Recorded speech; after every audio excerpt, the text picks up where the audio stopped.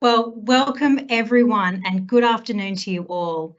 Welcome to our very first Griffith Alumni Professional Development webinar for 2023. I am really excited about today's topic around preparing and positioning yourself for a board role. And I know many of you are too. This was incredibly popular with over 1,500 of you registering. So I know we're all looking forward to it. Before I start, I do want to acknowledge the traditional custodians of the various lands on which we are all located today. I acknowledge that I am hosting this webinar from the lands of the Turrbal and Yagara peoples, and I pay my respects to elders past and present and extend that respect to all Aboriginal and Torres Strait Islander peoples. My name is Bridget French. I'm the Senior Alumni Engagement Manager in Griffith's Advancement Team. Like most of you, I'm a proud Griffith alumnus. I completed my MBA here in 2020. In a few moments, I will introduce to you our fantastic guest speaker, alumnus Wendy Zernike, who will share her background and give you an insight into securing your very first board role. In addition to these online webinars, many of you will know that we host a variety of networking and professional development events throughout the year. And now that we are confidently travelling all over the world, we really do encourage you to update your details with us so that we can send you the most relevant information and we know where you are in the world. So there will be a link here in the chat section for you to follow so that you can update your details. There are also lots of other ways you can be involved with your Griffith Alumni Network. Did you know that nominations are now open for our 2023 Outstanding Alumni Awards? And information on our 4 award categories, terms and conditions and key dates can be found on our website. So please take a look at the link in that chat section. And this is a really exciting opportunity to nominate a worthy Griffith alumnus for the recognition they deserve, or perhaps nominate yourself if that's you. Nominations close on Sunday, the 2nd of April. Of course, you can stay up to date with our events and activities by following our social media pages. We actually have a brand new Griffith University Alumni LinkedIn page. This is in addition to our private alumni group. So we're now offering alumni a sort of a wider public page. Please follow this page. Again, that will be in the link down in the chat. Now, if you're new to Teams Live, there are a few things to help make the most of it. You can ask questions through the Q&A panel on your screen, and please do ask questions throughout the presentation and we'll share them with Wendy at the end. If you would like to remain anonymous when asking your question, please tick that anonymous box before posting. I'll also let you know that this session is being recorded and will be shared on our YouTube channel in a few weeks' time. We'll send you an email when it's ready. It's really great if you subscribe to the channel to be notified immediately, and you can also see all the other webinars that we've had recorded previously. Now, I'm absolutely delighted to introduce to you our guest speaker, Wendy Zernike, Executive General Manager for Care, Innovation and Quality at Bolton Clark and proud Griffith alumnus. Wendy drives innovation and creativity in the aged and community sector. She has executive and managerial experience, including decades of working in both public and private hospitals and aged care. Wendy has postgraduate qualifications in leadership and management and, of course, an MBA from Griffith University. Wendy brings to the aged care sector extensive clinical governance and consumer engagement experience. She's led an overseas aid and nursing training program in the Solomon Islands and knows firsthand the benefit education brings to developing communities and the value it creates for individuals and their families. She's a passionate nurse at heart, and she mentors the next generation of undergraduate and postgraduate nursing students through the Australian College of Nursing Mentoring Program and is a member of the Queensland Board of the Nursing and Midwifery Board Australia. So now I will ask her to unmute her microphone and hand over to Wendy Zernike.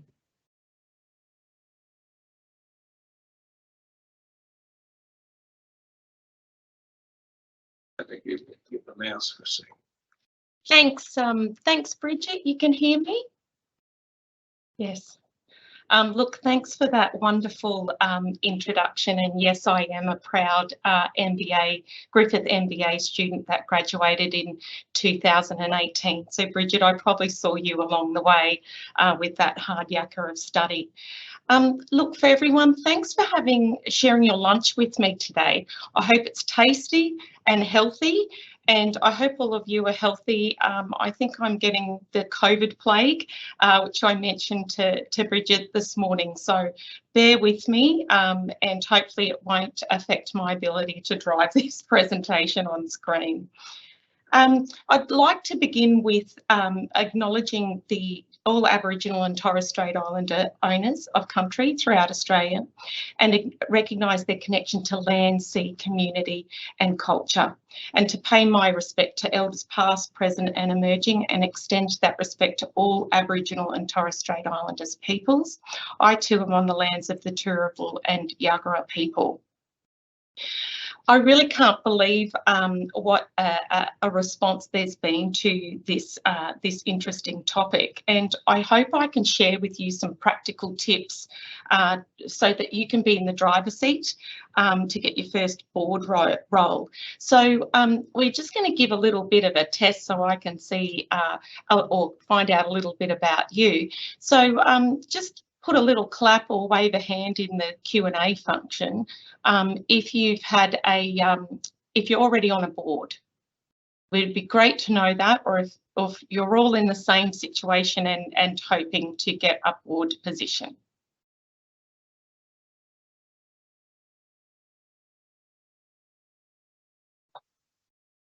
So we'll just wait for that to come through.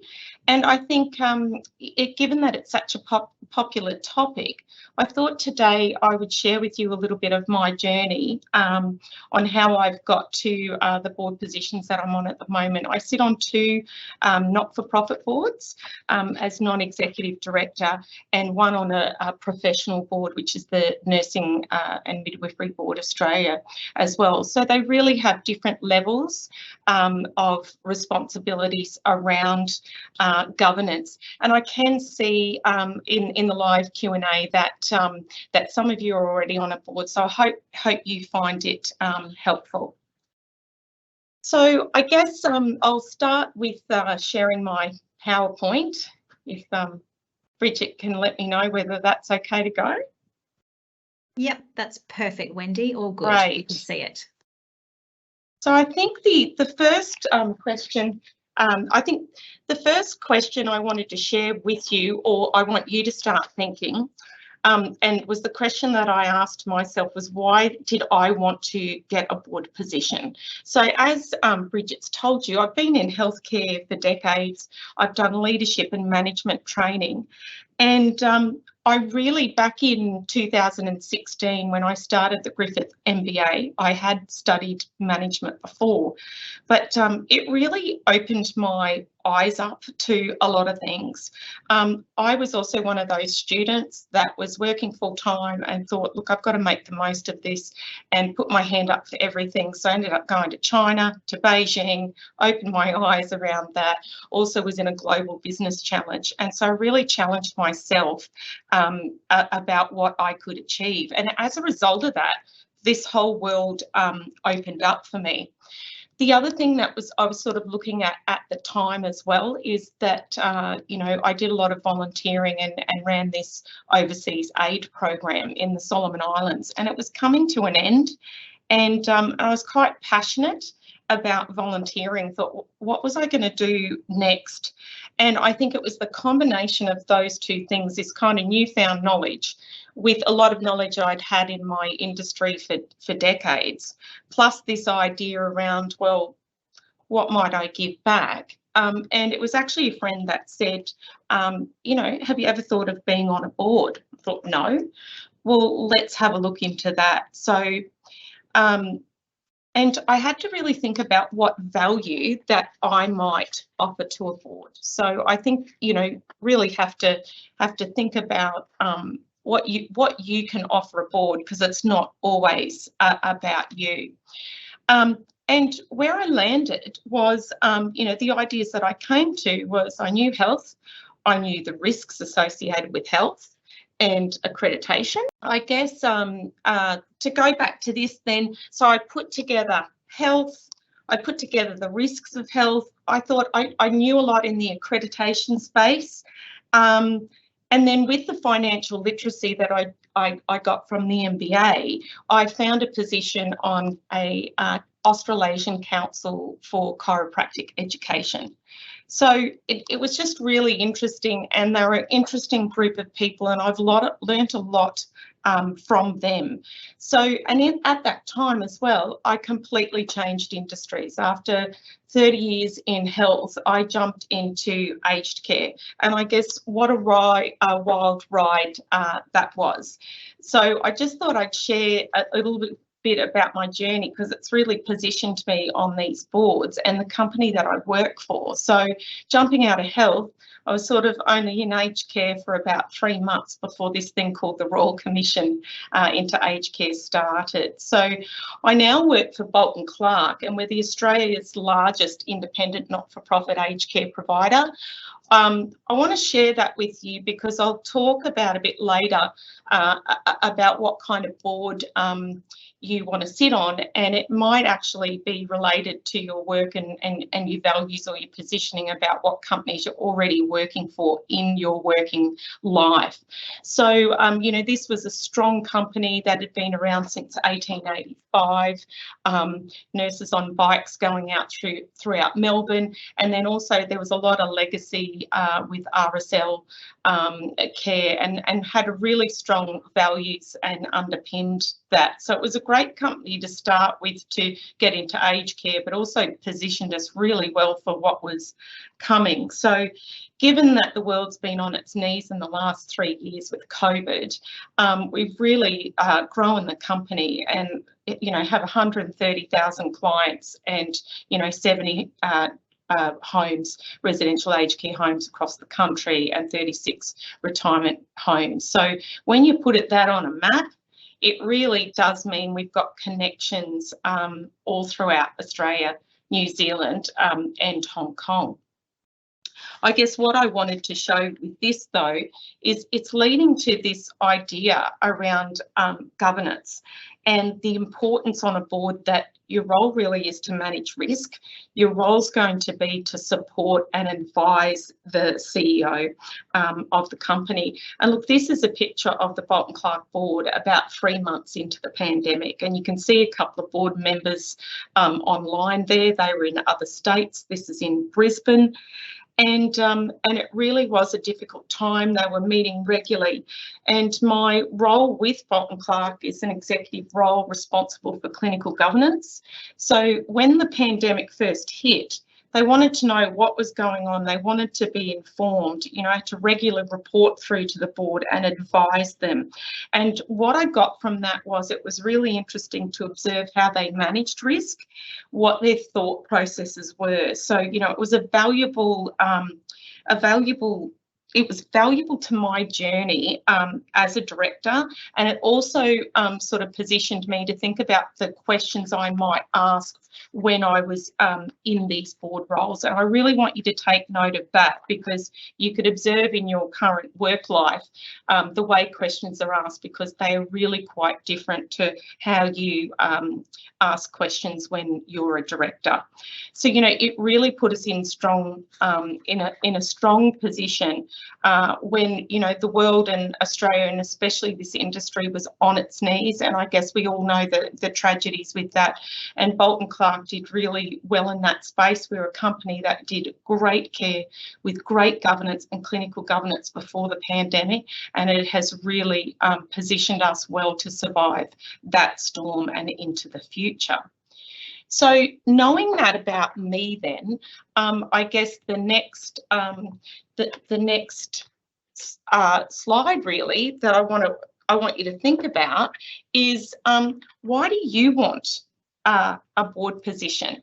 And I want you to think about this, because if it's to put it on your CV to get the next promotion, then I want to put to you that it really could be like doing a PhD to call yourself a doctor.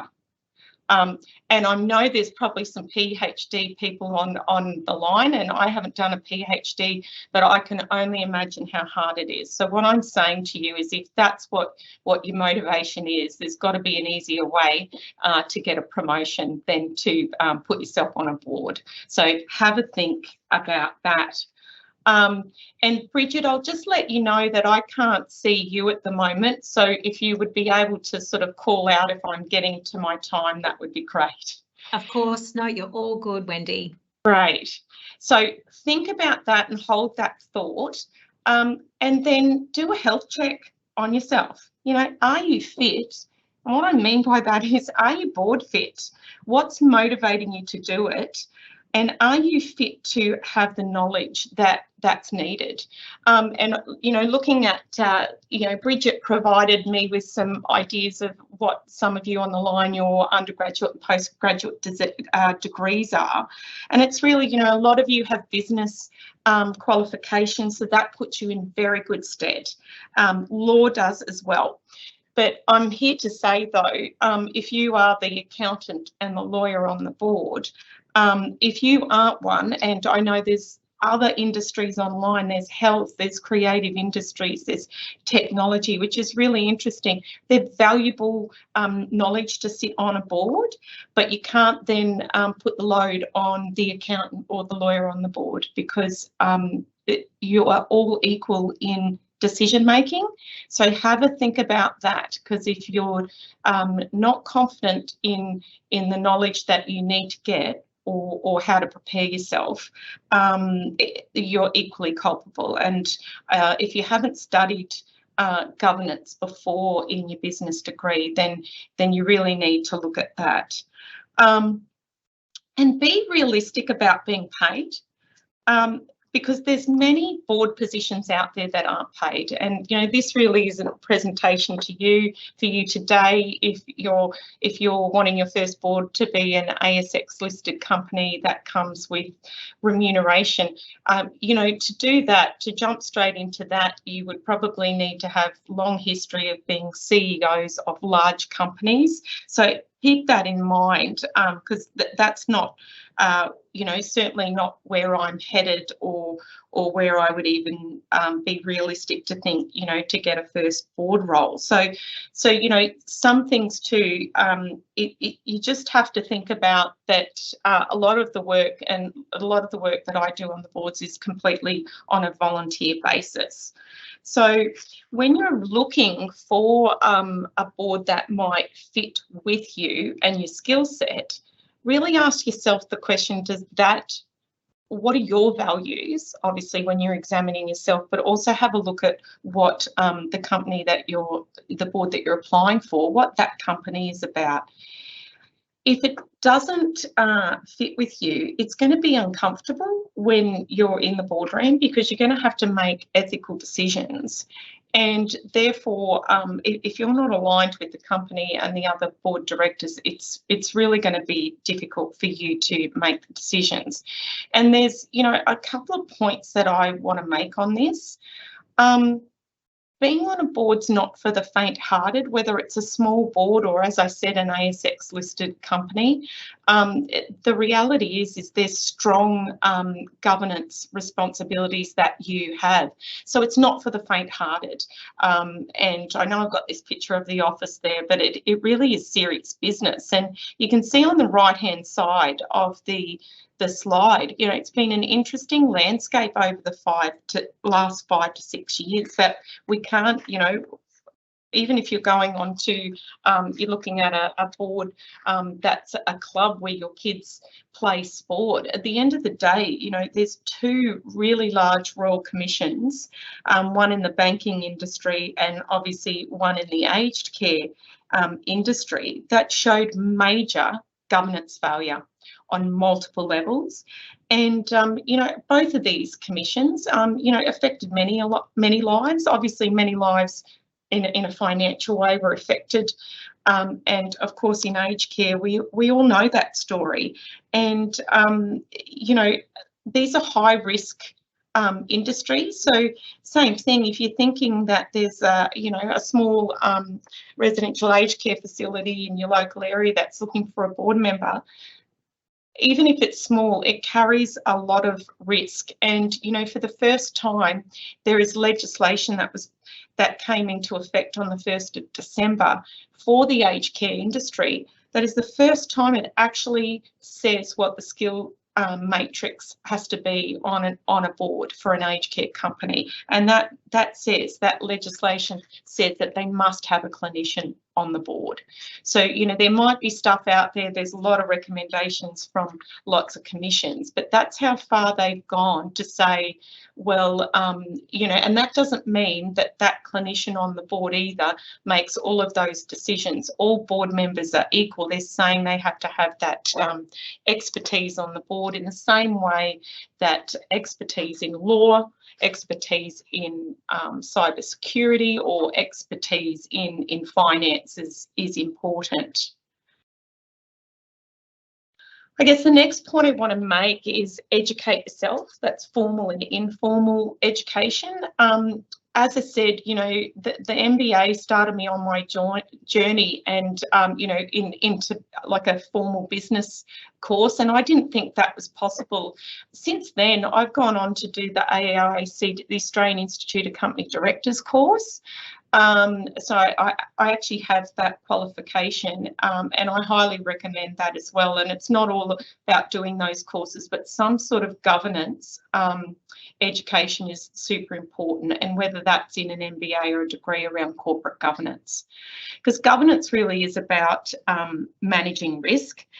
The other thing you really have to think about is know where conflicts of interest lie, because when you go and apply for a board, in your eagerness, it's really, you need to think about how being on that board might affect your day job. Okay, so an example of that is, you know, at the moment, clinicians are really sought after because the legislation's come out, and in eagerness to get a board position, a friend of mine said, "Oh, look, I've got an interview," and I said, "Isn't that a conflict of interest?" She said, "Oh no, they've said it's not." No, it's not. For that company, it wasn't a conflict of interest, but the company she was working for, you're basically, if you're working in a company and then you're going and putting yourself on a board, which is effectively a competitor, that's not going to be really is going to be a conflict of interest to your employer. So I really call that out, because sometimes you might not miss that. And governance training will really talk to you about conflicts of interest. Financial literacy, it's non-negotiable. And why I say that is that, you know, if you're keen to be putting your time onto a board, then you actually want that company to have a long-term benefit, and you want that company to last for a long time. And one of those ways is financial. And it's not just about putting balance sheets together, it's about really reading those financials and to look for warning signs to see if there's a going concern, because you have strong you really have strong responsibilities around that. Now, obviously, that the risk is higher the larger the company that you're sitting on a board, but at the end of the day, you're responsible for that. So you need to understand it, and understand it well. Do you have the time to put into a board, and how are you going to make time? If you go for an interview and you're meeting with the other board directors and the board chair, and they say it'll be about 3 hours a month, double it, triple it.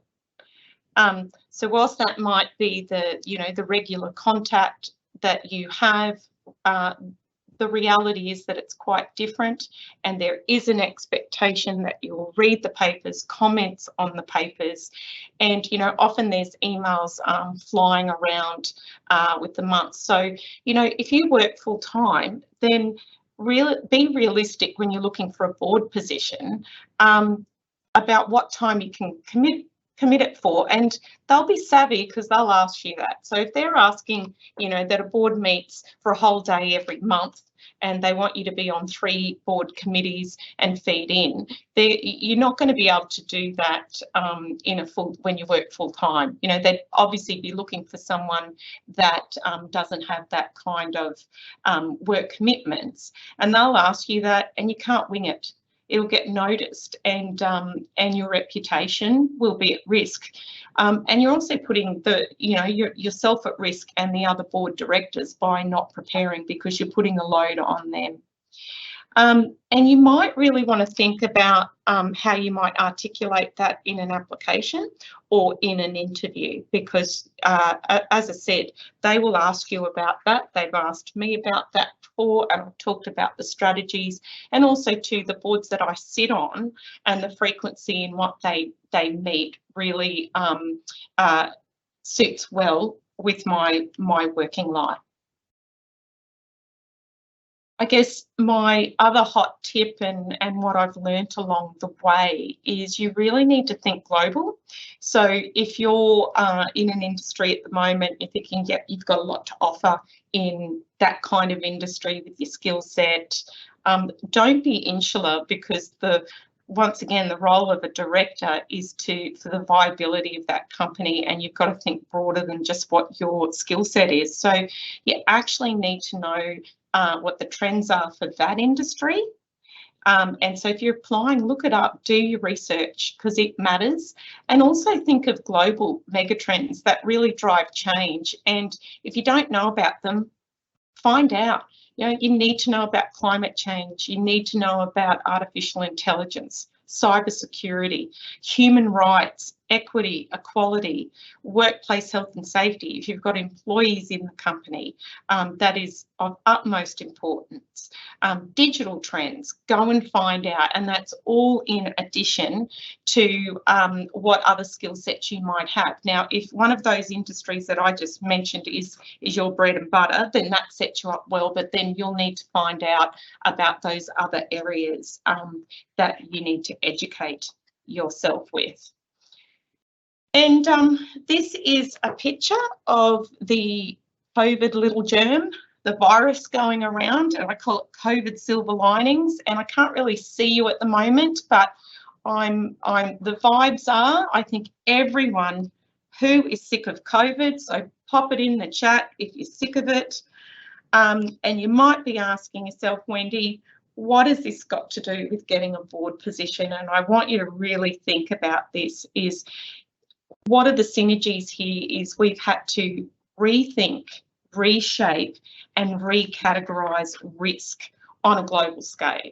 So think about that in relation to a company, whether you need to reshape it, recategorise risk, rethink this company in a strategic way to think of its viability, because that's your role as a board director. And because we've talked about COVID in such a negative way for so long, I want to share with you some of the global COVID silver linings if you haven't thought about it this way. And here's just some of them. You know, scientific leapfrogging and medical innovation, if we just take the COVID vaccination alone, from when the virus came into the production of that vaccine and when it got out to us, we've not seen that before in history.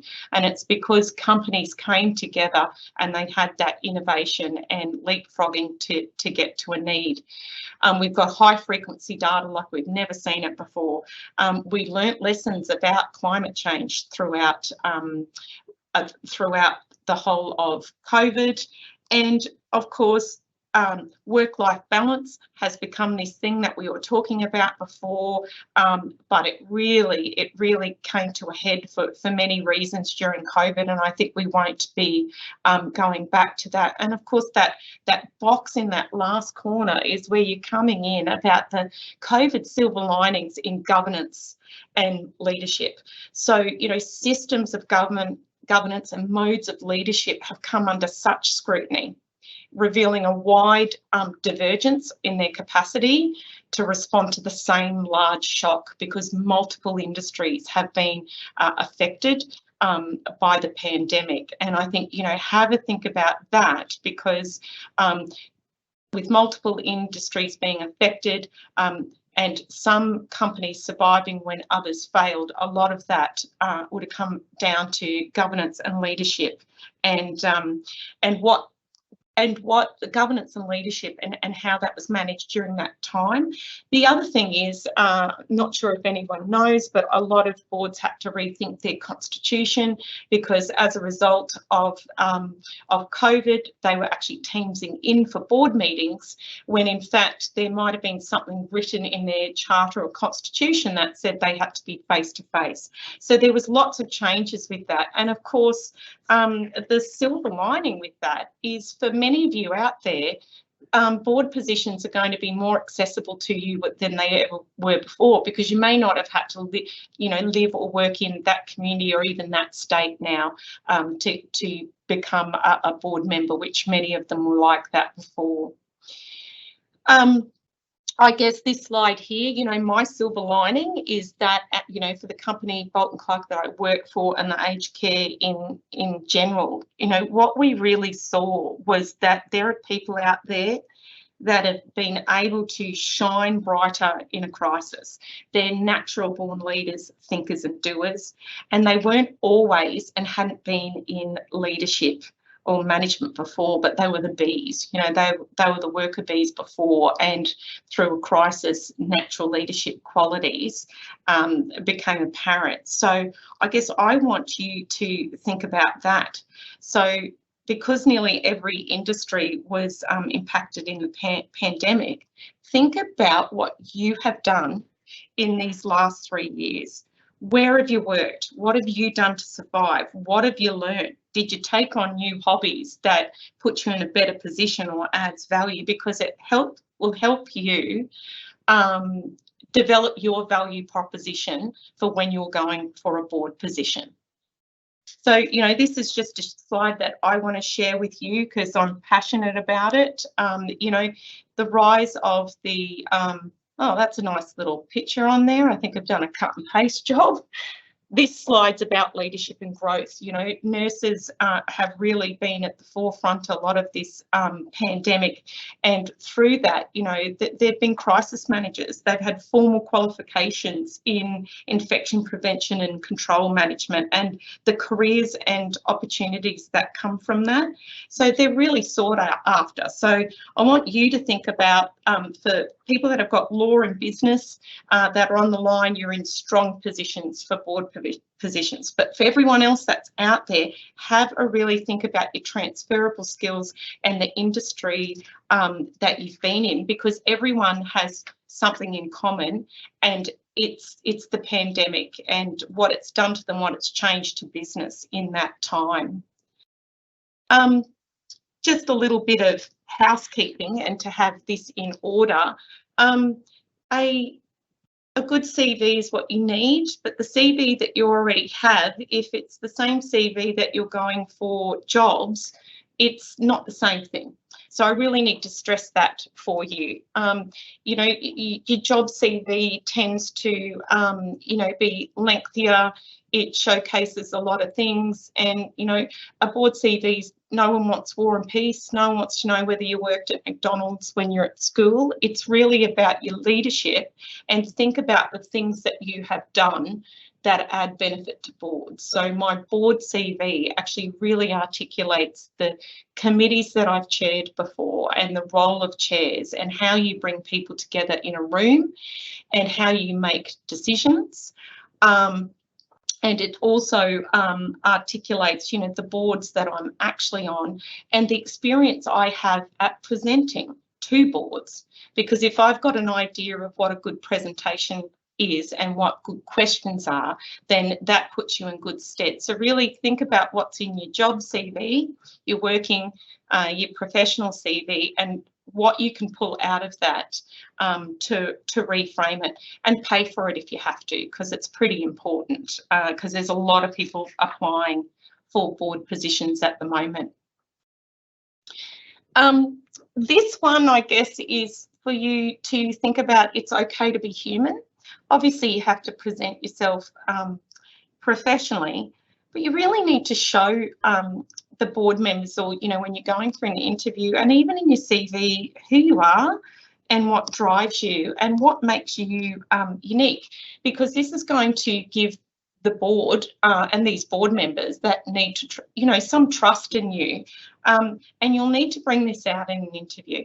Okay, so because and it's okay to share some interesting things about yourself and what you might do in your personal life, because it shares the character of you as a person and not just the professional that you're presenting yourself to be, because you need to trust each other, because as I said, you're all culpable in governance and the decisions that you make. So if you've got a feeling of the type of person and whether they're a good fit, it will be easier for you to make decisions as a group. Super important. So I guess, are you prepared to speak up? So I've put this in just for you to think about. If you are not yet a leader or you're an emerging leader, then maybe the time is not right for you now to be a board member, and maybe you need to develop those skills further, because you must be a leader to be on a board and you have to be prepared to speak up. Okay, so if you're already not doing that in your professional working life, practice that before you even go onto a board. It'll be noticeable, and it you know, it's not a hindrance. It's actually expected to, because if you don't speak up, you don't get that diversity of thinking, and then you get a very narrow view and you've got one board member making a decision while no one else is saying that. And do you want to live with those consequences? So pay it forward. I've put this up here for you to think about it. If you're not passionate about the longevity of the board that you're going to, you know, you're seeing an ad and that you're going to sit on, then you're actually wasting your time.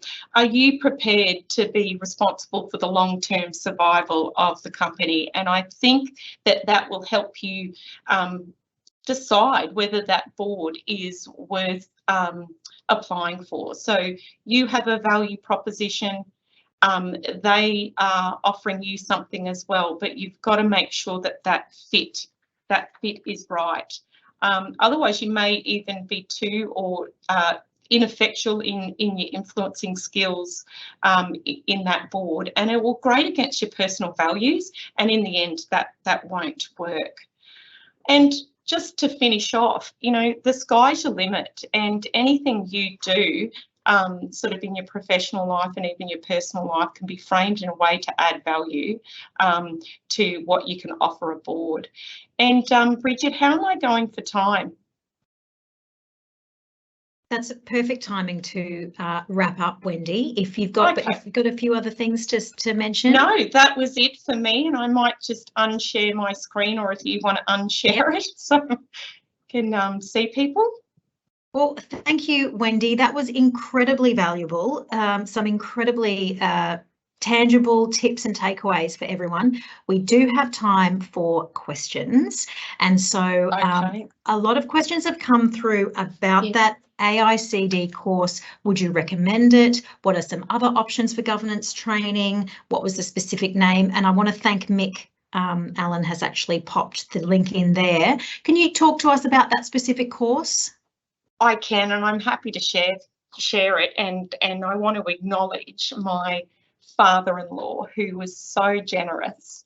He actually gave it to me as a Christmas present, and I vowed that I wouldn't study for some time after the MBA because I was a little bit traumatised, but traumatised in a good way. And I was thinking about it, and you know, really good education is costly, but look, I can't recommend it high enough. It really put a lot of thoughts together. I guess the other thing that I found extremely useful was corporate governance in the MBA, so I'm assuming that can be in some undergraduate programs as well. you know, that really, I think doing that first, doing the MBA first and then going into the AICD course made that course a lot easier, I think, and put it into perspective. But it's really about flipping what you know in a business sense and changing the lens of how a director might ask questions, and you've got to be inquisitive, and I'm inquisitive by nature, so that's another hot tip, right? You've got to go, I need to know more, I need to know more. The AICD also do shorter courses, women on boards, if you're a female out there, you know, I've done one day or financial literacy courses out there. So, you know, there is a lot out there. And I think, you know, the more you do, the more you learn. And also too, once you get your first board position as well, you know, I learnt a lot in that position. And I took that forward to the, you know, the second company that I work on, which had larger finances. And the one thing I think I didn't mention is, remember, you know, people talk as well. So get yourself out there, because the second board that I'm sitting on was because I knew someone that was approached for that and said, I'm too busy, I can't take that on, but I actually know Wendy. Okay, and then you go through that recruiter. So it's really helpful to be out there, and that's the thing. If you're not really confident, then you need to build that confidence, because you've got to be confident in and outside of the boardroom. Fabulous. Yeah, great advice, Wendy. A really interesting question that's come through is that often boards have a predisposition to try and run the business as opposed to overseeing it. And as a board member, how do you manage the desire to actually be in the business? Yeah, and it's interesting that, and you do see that on boards. I guess it really comes down to the structure of the company, and if they have contemporary structures in the business, like finance and audit committees. That's a really good example. You know, if committees are working well and they have those structures in there, then it's not on one board member that might have had a treasury position before or a secretary function before, because when you've actually got committees, it's more collective. And remember too, you know, one of your main functions as a board director is to recruit and retain the right CEO. So if you keep wanting to run the company, then don't be a board member, because you will actually annoy that CEO and they might leave, right? So remember too, you've got to keep this company stable and know your place. And your place is not to run the company, it is to advise and support. So if you think you're getting into the weeds, then do a double check all the time, because you've got to get out of the weeds. Great advice. Quick one here. Are board positions open for public servants only, or just private sector employees? A quick answer for that one. Oh, I think it's anyone. I'm assuming the question is, if you work for the public sector, can you apply for a board? I would be thinking, you know, it's interesting. If it's a professional board to do with your profession, often the public sector, that is a given that you do that as part of your working life. If it's private, it's different. So those, you know, when you're applying for those positions, and you'll look at that and it will give you information on it. The other tip too is, you know, get yourself on a committee. If you're not quite there yet, get yourself on a committee and make an impact, because it'll give you the idea how minutes work and how you have to read things on time, and how a boardroom can be simulated. So you'll often see that when they put up board ads. Sometimes they're not actually board positions, but they are committee positions, and you might be in an advisory capacity. Yeah. Quite a few questions coming through, Wendy, about the type of expertise that people can offer, the level. Do I need to be a director, or can I be on a board as a manager or another level? Or Rachel's asked, I'm a lawyer, does it matter the type of law that you practice? So a lot of questions about, does it matter what sector I'm in, what level I'm in, or the type of things that I do? Look, I think it's yes and no, and I would like to think it's a bit of both, and I'd like to think that it's more no than yes. No, it shouldn't matter what sector you're in. And I think, you know, everything is, you know, we've seen how our world is changing and how we're being more diverse. And, you know, the big thing at the moment is board diversity. And that's not necessarily cultural. Diversity is in many ways, but, you know, traditionally it would have been the lawyer, the accountant, all males, a CEO, that kind of thing. It doesn't necessarily have to be that way. And the whole idea around having more diversity is diversity in thinking, that people will come from different angles because you don't want to be siloed. So no, the answer to that is no, it shouldn't matter. I think some boards it will, and when you see the ads, there's usually clues for that. Sometimes they'll say these skills would be highly regarded. So that's great. If you've got those skills, go for it. You've got a good chance. If you don't have those skills, then you're going to have to go, well, if they're looking for that, what else can I offer that might match? Because sometimes it'll be a position that they've got to hold. You know, they've got all of these skills in their existing board members. One retires and they think they've got to replace like with like. Sometimes when there is an overturn of lots of board members for one company, that's your perfect time, because you may not come in with exactly what they want, but they'll interview some other people and they'll go, oh, that will be a nice cohort together. And to answer the question about law, I mean, obviously in much bigger companies that would matter, but the end of the day, if it's a small company and you've got a law background, there's a lot of rigour in law. It's the same way with accounting or business. It's foundational. It's not essential. It's really about how you present yourself. Great, thanks, Wendy. Quite a few questions around the workload in terms of hours per week. What's a realistic workload in terms of hours per week for a smaller voluntary board position? And Anonymous has asked, can it be a full-time position? There is not much transparency on the boundaries of a board role, so I'm sure it varies. But okay, it does vary. Look, to my knowledge, no board position is full-time, because then it would be a management position. So remember, in Australia, and especially AEST listed companies, they don't have managing director positions, right? You know, you're not an executive and then also sit on the board like some American companies. It just doesn't happen in Australia, so it's usually separate to that. And the reality is, I can't imagine a board working full time, because if it is, then why would you even have them? Because why would you need a CEO? Because you're doing all of the work. So the reality is, the things that will give you clues is when you go in to apply, a really good ad will say that, or, you know, you ask about that, is how frequently are they going to meet?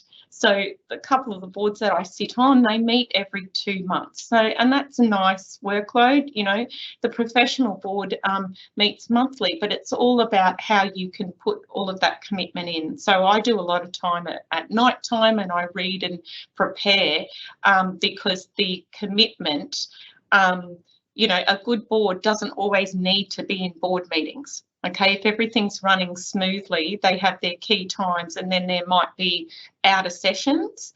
And the reason they don't go into a lot of details in that necessarily in an ad. Sometimes you'll see, though, sometimes they'll be upfront and go, this board requires you 1 day a week. And if you see that in an ad, that's a really good, and some of the sort of government boards, or, you know, that are running government functions of that is a clue there. If you're already working full time, don't bother applying, because they're going to see that on your CV and they're trying to tell you that how do you do that when you're already working full time? But there's enough out there. But yeah, you're not going to do it in your employer's time. That's not, you know, one, it's not ethical, and what point is that, unless it's directly related? You know, some board positions are related to the company that you work for and that you sit on a subsidiary board. Yep. a couple of interesting questions here about accountability. Sam has asked, to what extent is the responsibility of a board director to ensure that recommendations on governance or processes vetoed by the board are put in place? What happens if at the next board meeting the recommendations have not been implemented? And there's a similar question around, have you found there are people on the boards you sit who shouldn't be there? So that might lead into... Well, no, I haven't seen that on the boards I sit on. What I've seen is different levels of experience. And once again, when boards recruit for positions, they really should look at what they have and what they need. Okay, because if you keep recruiting like with like, you're always going to get holes. Okay, and that's really what both of those Royal Commissions found.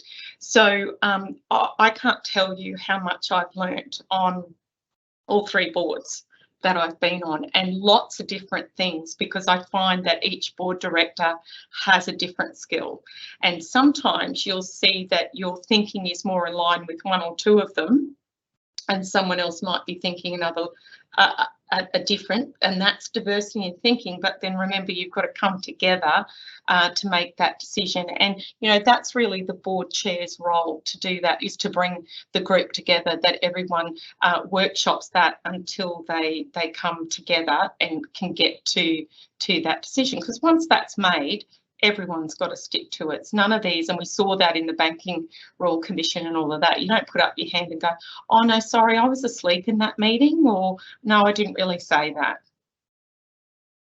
Yeah, so it is important, isn't it? We've probably got time for one final question, and it's from Sam. When you mentioned prepared to speak up, are you referring to speaking up to things that are wrong or right, or just generally? Both.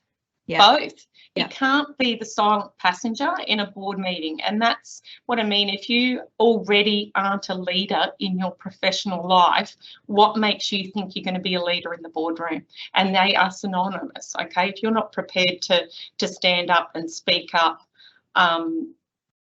about what's right, then you can't actually be on a board, because they're expecting that from you.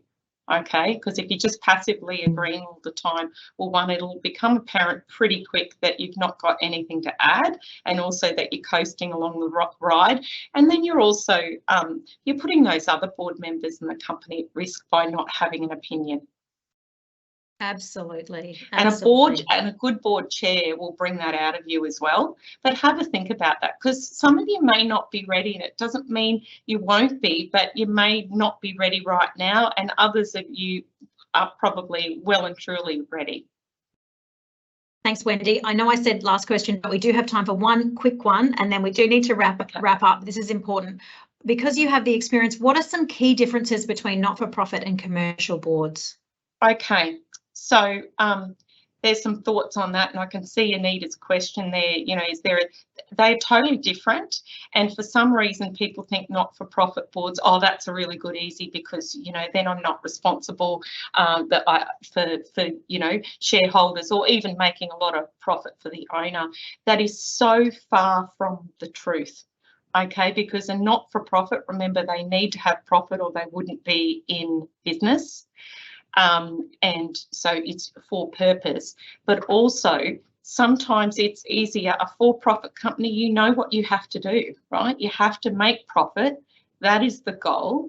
There will need to be a return on investment for the investors, and you've got to be ethical along the way. Often with not-for-profits is you might be taking government funding. There's huge accountability with that, because you've got to be really transparent on it. You might be in a mission-based organisation, and sometimes the mission and the values of the company are not necessarily, there's tension between finances. I mean, health and aged care are perfect examples of that. How did a fine line between being financially stable, profitable, making that with quality of care, because there's lives at stake. So that's what I mean by that. Just because it's a not-for-profit doesn't mean that there aren't really heavy consequences, and sometimes the emotions of, you know, what the type of company is. And if you don't do that well, it can be really distressing for the people involved, especially in the service industry.